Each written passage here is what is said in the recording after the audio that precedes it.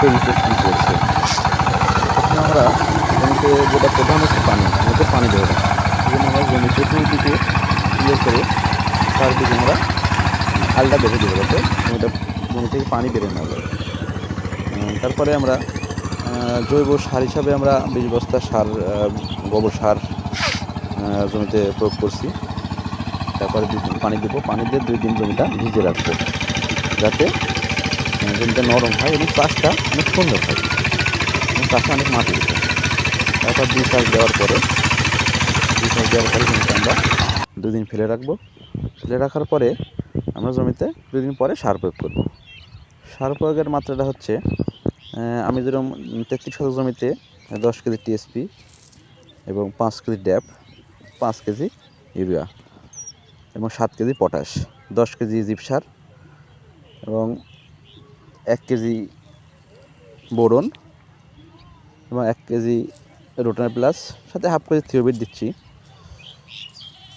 এগুলো দিয়ে সুন্দর করে জমিটা সারটা মিশ্রিত করে জমিতে প্রয়োগ করব।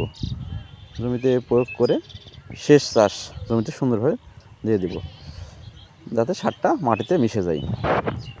চাষের আগে দেওয়ার কারণটা হচ্ছে, সারটা চাষের আগে দেওয়ার প্রধান কারণ হচ্ছে, জমিতে কোথাও যদি নিচু থাকে, মাটি যদি মই দিয়ে নিয়ে আসা যায়, তাহলে সারটা হয়তো হেঁটে যেতে পারে। এই জন্য আমরা চাষের তলে দিচ্ছি। যেহেতু জমিতে অনেক উঁচু নিচু থাকেই, উঁচা জায়গাকার মাটিটা নিচু জায়গা দিতে হবে।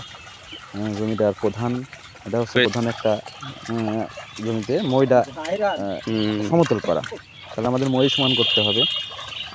সেজন্য আমরা চাষের তলে সারটা প্রয়োগ করছি।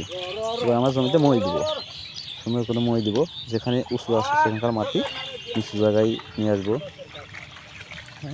উঁচু থাকলে কিন্তু এখানে পানি প্রবেশ করবে না এবং আগাছা তৈরি হবে এবং চারাও মারা যেতে পারে। এই জন্য আমরা উঁচু রাখবো না, সমতল সুন্দর করে মই দিয়ে জমিটা সমান করব।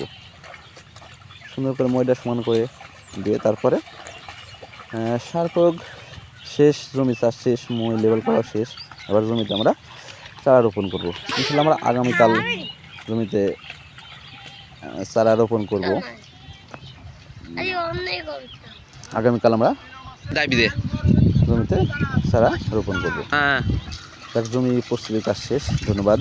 ঠিক আছে, পরে ভিডিও দেখার জন্য আপনারা সাথে থাকবেন এবং দোয়া করবেন যাতে জমির পরিচর্যা করতে পারি।